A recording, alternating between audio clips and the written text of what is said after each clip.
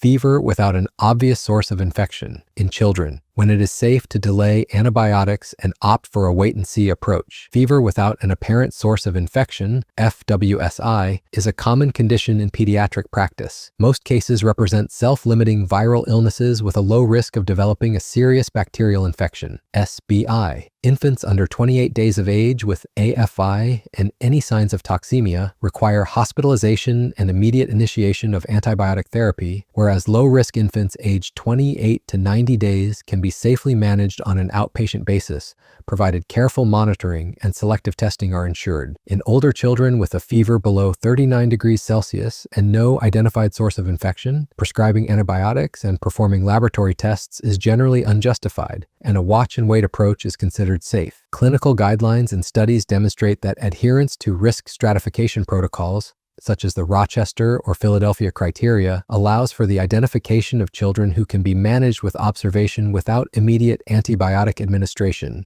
thereby reducing their overuse without increasing the risk of missing severe infections. New diagnostic tools, such as rapid Procalcitonin testing and PCR-based detection of viral pathogens, can further support the safety of the watch-and-wait approach by allowing differentiation between viral and bacterial etiologies, potentially reducing the frequency of antibiotic prescribing. Overall, delaying antibiotic therapy and opting for active observation is a safe strategy in children with satisfactory clinical status and no signs of high risk, provided that reliable follow-up and repeat clinical evaluation are ensured.